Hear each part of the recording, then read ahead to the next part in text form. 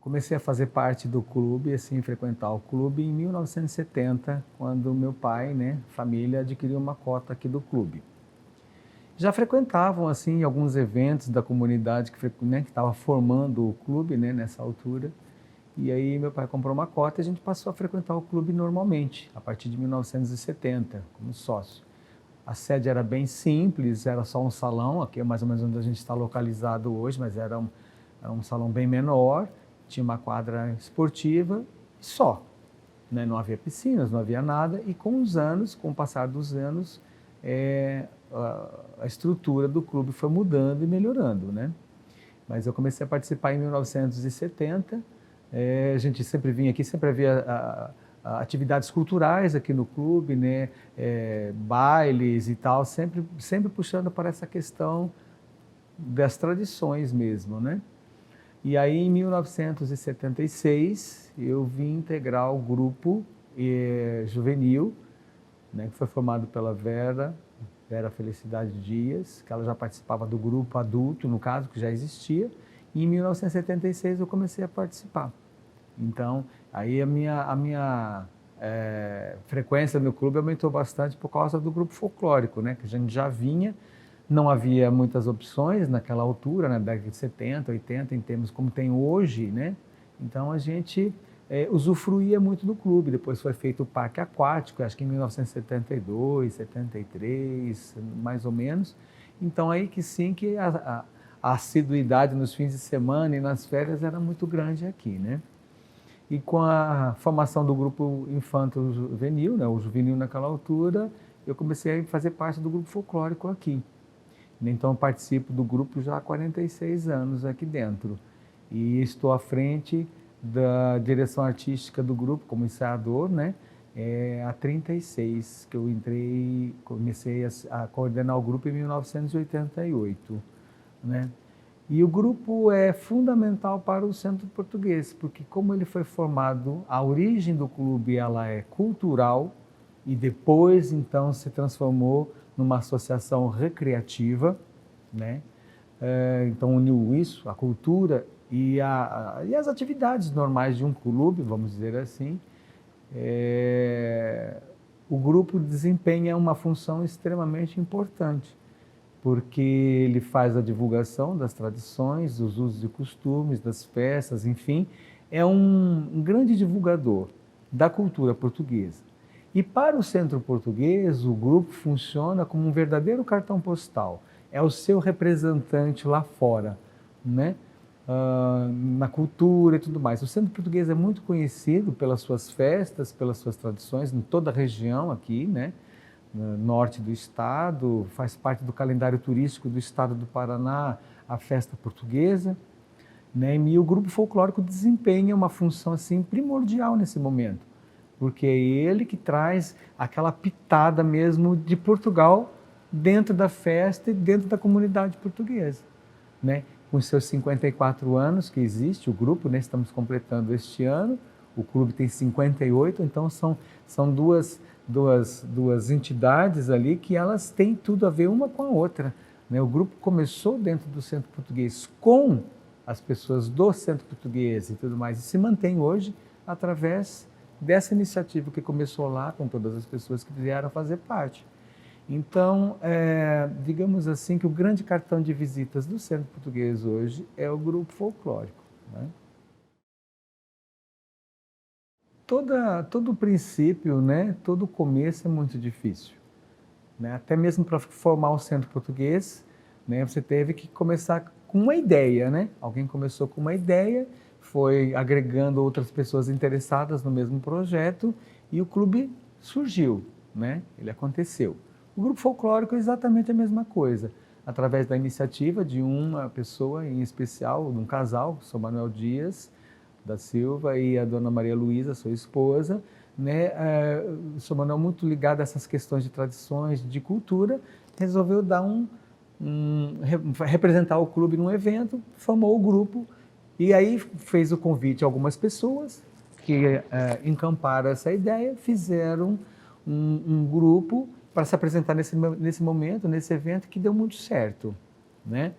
E aí houve esse começo, esse princípio, que foi muito difícil. Veja bem, começou em 1968, atravessou a década de 70 inteiro, sempre dentro assim das limitações que a época e a situação forneciam, né? Muita gente fazia muita coisa de memória, usavam discos, né? Você imagina, fazer um ensaio com disco, long play, né? Lá com a agulhinha, lá, pá, colocar, pula a agulha, sabe, aquela coisa. Então foi sempre muito difícil até a entrada do primeiro acordeonista, foi o Tercílio Men, que veio fazer parte do grupo, já em 1970, 71, 72 mais ou menos. E aí, a partir daí, o grupo começou a se desenvolver, mas sempre cheio de dificuldades, falta de informações, o aspecto dos trajes e tudo mais, né? Em 1988, quando eu entrei, porque todos passaram por isso, então foram dificuldades vividas por todos os ensaiadores, diretores e componentes de grupo. Então, o princípio, ele foi fundamental para que houvesse a continuidade e o grupo chegasse até a idade que está aí hoje. Então, todas as pessoas foram fundamentais. Todas as diretorias que passaram pelo Centro Português foram fundamentais a isso, né? Alguns presidentes deram mais, outros nem tanto apoio, né? Mas apoio o grupo sempre teve, porque todo mundo reconhecia o trabalho e a necessidade e o valor do grupo folclórico, né? Então, em alguns momentos nós tivemos assim grandes feitos, justamente porque tivemos presidente e diretoria que abraçaram a ideia do grupo folclórico. Quando eu entrei, já começa a haver um certo nível de informações. Eu tinha estado em São Paulo, convivi com o pessoal da Casa de Portugal de São Paulo, através do seu Ernesto, o diretor de folclore.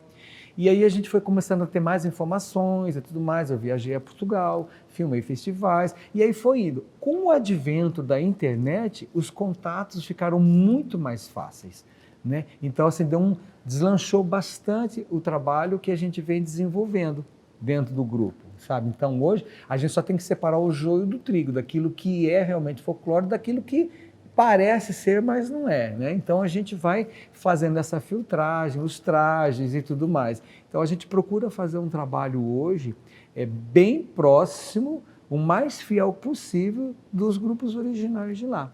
Então, assim, o grupo vai adquirindo, com o passar dos anos, mais conhecimento, né? Os próprios componentes se interessam mais e a coisa acontece, né? Então, é todo um trabalho de conjunto da direção do grupo, dos componentes e da diretoria do Centro Português. Então, esse trabalho, né, que eu posso dividir assim, em 3 partes, é fundamental para que o grupo consiga desenvolver o seu trabalho e representar bem a comunidade portuguesa, o folclore português e a associação, o Centro Português de Maringá. Muita coisa, como eu disse, né, as conquistas que a gente teve, as coisas começaram a mudar a partir do momento, por exemplo, que eu passei uma temporada em São Paulo e que eu tive contato com outros grupos lá, eu falei assim, nossa, a gente tem bastante coisa que a gente precisa melhorar e tal, e tive contato com outros ritmos e forma de passos que eu ainda não conhecia, vou ser bem franco para falar. E foi a partir daí que eu já falei, vamos reseta tudo, vamos começar tudo outra vez. E aí mudou-se todo o repertório e foi se adaptando. Eu diria que o primeiro grande feito foi realmente trazer o primeiro conjunto de trajes de Portugal. Que daí a gente conseguiu contatos em Portugal de pessoas que viviam disso, né? Tecedeiras, bordadeiras, sapateiros, enfim, né? Conseguiram, fizeram, né? A gente encomendou e fizeram esses trajes. Então, eu diria que o primeiro grande feito foi esse. Foi a primeira mudança radical dentro do grupo. Além do seu repertório, uma mudança do repertório, foi também a vinda e a chegada desses trajes, né? E a gente teve bastante trabalho e custou muito dinheiro. Fizemos muitas promoções, muitos almoços, muitos jantares, muitas rifas, né? Porque a gente sempre trabalhou assim, dessa forma, né, desde de 1986, por aí, mais ou menos, o grupo se inscreveu no Ministério da Cultura, com o apoio da diretoria na época, e aí, a partir disso, a gente começou a fomentar projetos e tudo mais, e isso possibilitou, então, que o grupo conquistasse muitas coisas. A chegada desses primeiros trajes foi uma delas. Depois, a gente conseguiu um projeto para levar o grupo a Portugal em 1994. Foi a primeira vez que a gente foi. Então, a gente teve um apoio imenso da diretoria, principalmente na pessoa do senhor Luciano Pereira Batista, né, que fomentou muito o intercâmbio de Maringá com Leiria, juntamente com a prefeitura, a universidade e o Centro Português.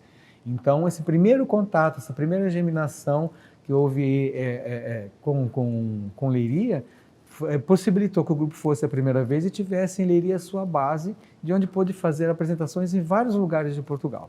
Então, isso foi em 94, em 2000 nós conseguimos fazer novamente, né? Emplacamos outro projeto, onde a gente também trouxe outros conjuntos de trajes, onde a gente gravou o nosso primeiro CD, entende? Então, a gente, nesse caminhar, nesses anos todos, com a ajuda de todos e com o trabalho de todos, da direção do grupo, dos componentes, da diretoria, e essa possibilidade de a gente ter nossos projetos culturais aprovados, a gente conseguiu fazer muita coisa. As 2 viagens a Portugal eu considero que foram grandes feitos. O grupo almeja uma terceira, infelizmente, essa situação do conjunto que vivemos agora, de 2020 para cá, fez com que a gente deixasse um pouquinho engavetado esse projeto, mas que ele existe, existe. E a gente tem interesse de fazer. Porque é interessante que a maioria dos componentes que são descendentes, não tem descendência portuguesa, né, são brasileiros, a gente faz questão de levar porque eles conhecem no loco aquilo que eles estão representando quando estão em cima de um palco, dançando vira, chula, carnaverde, malhão, entende? E, então eu considero essas 3 situações as primordiais, as principais. E nós também temos um outro feito que muito poucos grupos portugueses sediados no Brasil fizeram, que é se apresentar numa infinidade de lugares. O grupo, os Lusíadas, né, Grupo Folclórico Os Lusíadas, do Centro Português de Maringá, já se apresentou em 15 estados brasileiros. Em 15 estados. Então, nós somos o único, ou eu acho que eu posso dizer que é o único, pelo histórico que a gente acompanha de vários grupos, nós fomos o único que foi em determinados lugares, né? Como, por exemplo, em Manaus, em São Luís do Maranhão, né? Em Belém do Pará, né? Entende? Então, são lugares onde o grupo esteve que nenhum outro grupo foi.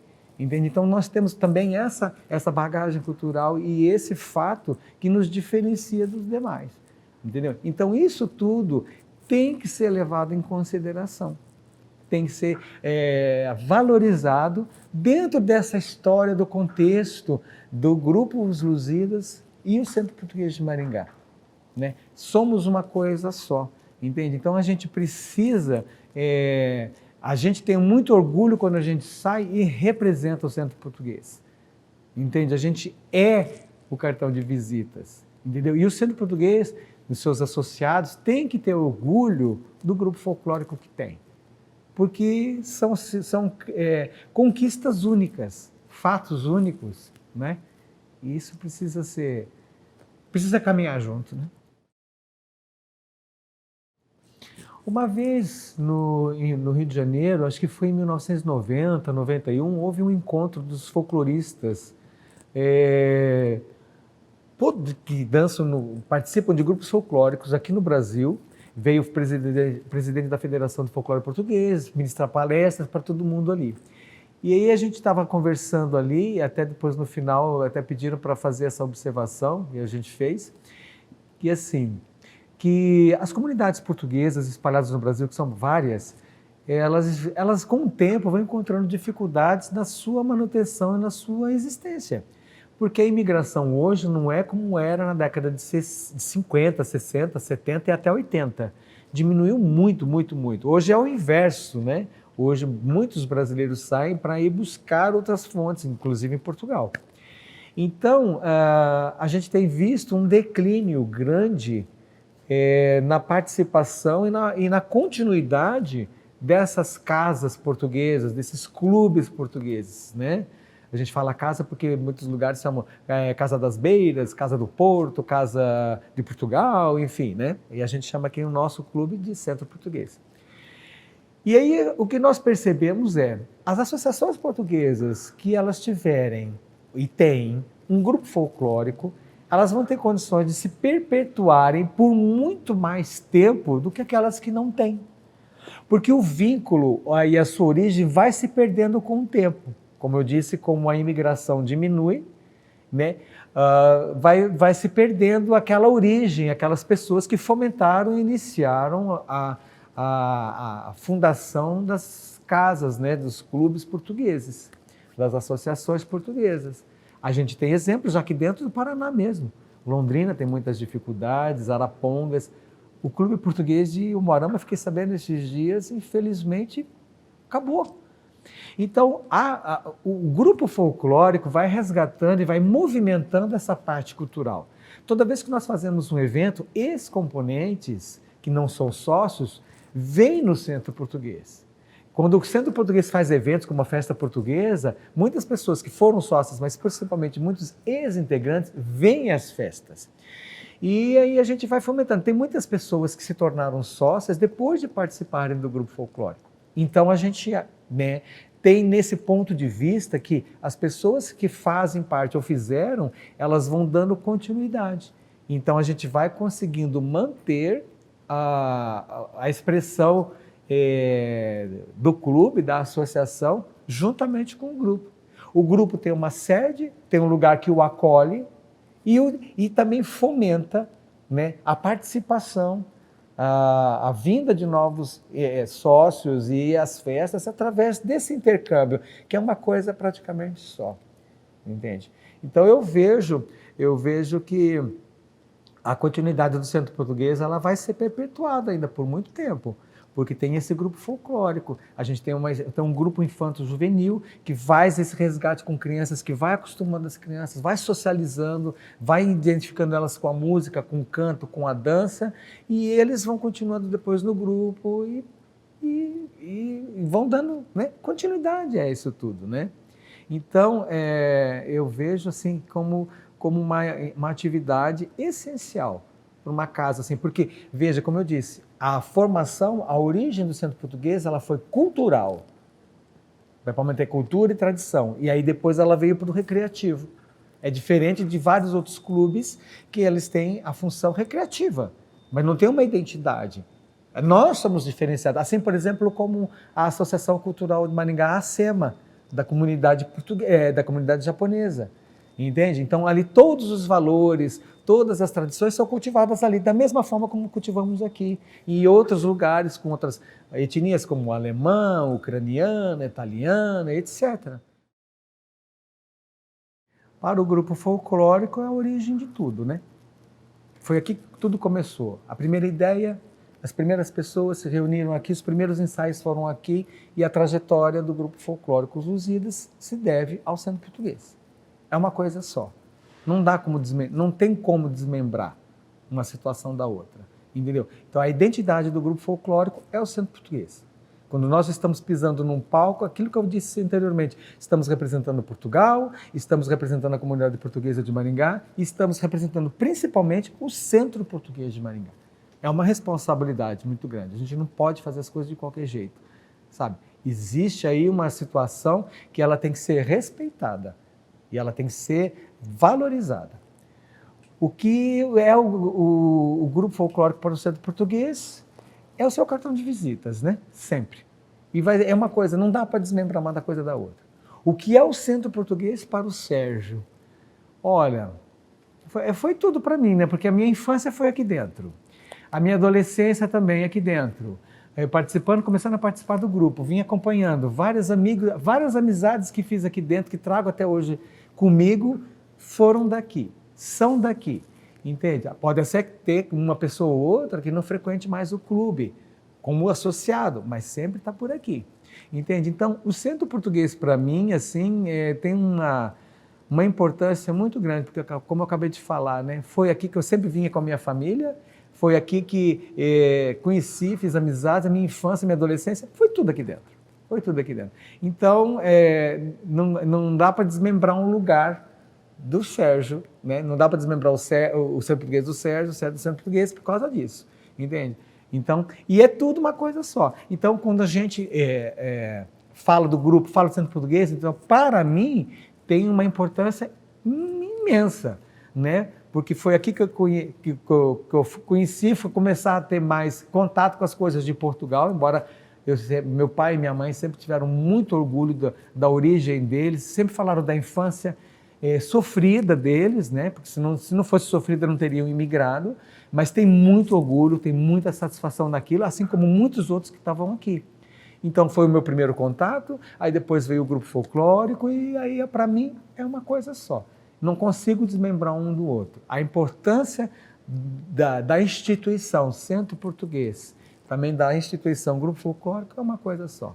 Para mim são fundamentais assim na formação do meu caráter e na formação cultural toda que eu tenho e do orgulho que tenho, porque tenho muito, muito, muito orgulho da minha origem.